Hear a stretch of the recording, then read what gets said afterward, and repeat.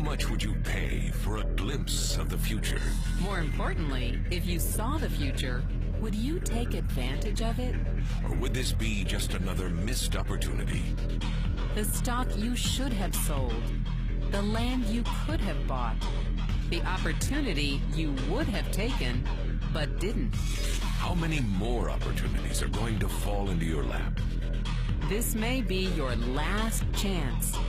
Pay attention. Once every decade, something really big comes along. In the 70s, it was VCRs. In the 80s, it was personal computers. In the 90s, it was the internet.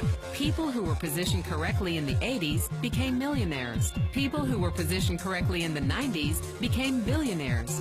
What do you think is going to happen in the next few years? In his best-selling books, The Next Trillion and Wellness Revolution, noted economist Paul Zane Pilzer states that in this decade, an additional $1 trillion annually of the U.S. economy will be devoted to the wellness industry, providing healthy people products and services to make them feel even healthier, look better, slow down the effects of aging, or to prevent diseases from developing in the first place.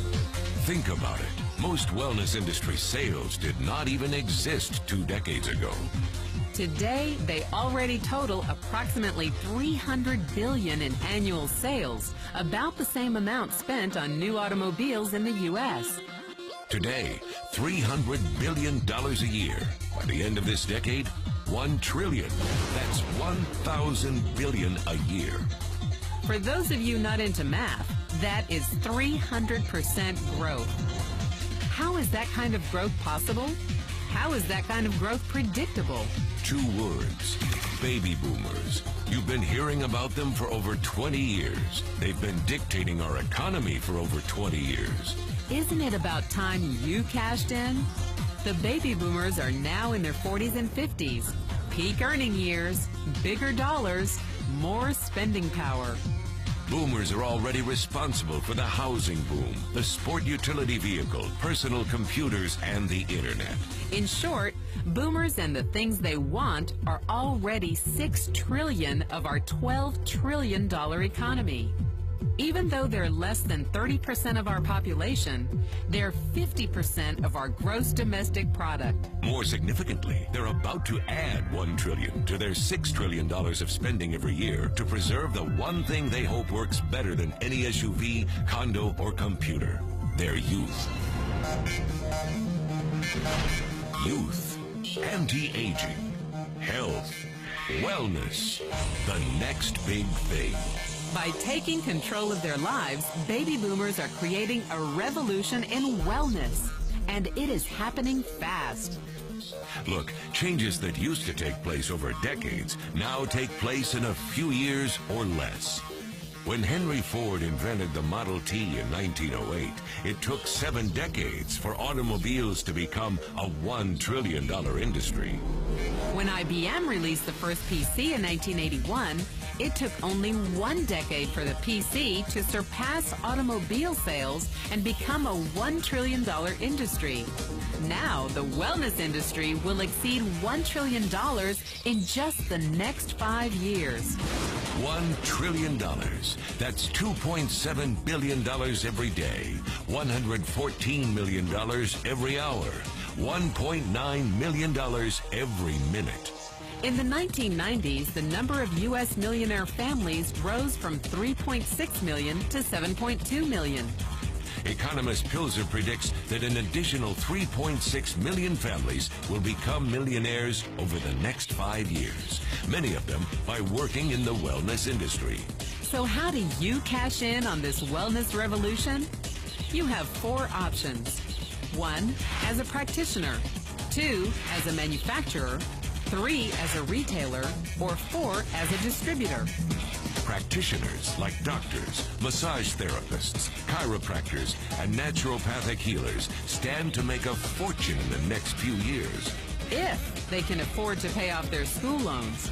If they can stay ahead of the insurance companies. If they keep trading time for money. Manufacturing is a great business to be in if you have millions to invest in infrastructure, patents, research, shipping and receiving. Retailing? Sure, great opportunity. If you can afford franchise fees, 7-day work weeks, advertising, inventory, and employee problems. Distribution? Exactly. Because the greatest personal fortunes of the past 3 decades were made by people who found better ways of distributing things rather than better ways of making things. People like Sam Walton of Walmart and Fred Smith of Federal Express. But where Walton and Smith found better ways to physically distribute products that consumers already knew they wanted, the new distribution billionaires of this decade will make their fortunes distributing products that consumers don't often know exist. The new distribution billionaires, people like Jeff Bezos of Amazon.com, made their fortunes educating consumers about new products and new distribution channels. It's been called business at the speed of thought. Better products, better distribution, better opportunity. Why?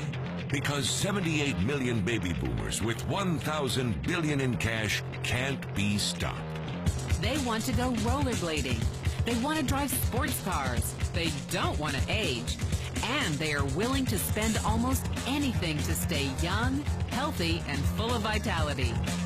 Over the next 5 years, U.S. baby boomers will increase their spending on wellness-based products and services from approximately $300 billion today to $1 trillion every year. Will you be ready? The person who shared this program with you can introduce you to a wellness distribution business model that's already successful and proven.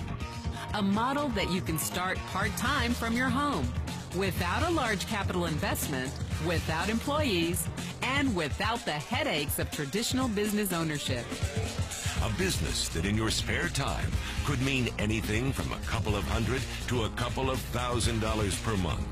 And because it's a home-based business, you could qualify for incredible tax advantages. Imagine it's 1980. And 25-year-old Bill Gates is looking for people to join his new company. He thinks there's going to be an explosion in the market for personal computers. What are you going to do this time? Remember, Sam Walton didn't start Walmart until he was 44. By age 61, he was the richest man in the world. What's your excuse? One thing is for sure, if you watched this video and paid any attention, you can't say you didn't know. When your children and grandchildren ask about the great prosperity of the early 21st century, what will you tell them? Will you be explaining how you positioned yourself and benefited from the opportunity? Or will you be justifying how you missed it? The statistics are real. The trends are real. The timing is real. How many more opportunities are going to fall into your lap? Whatever you do, don't miss this one.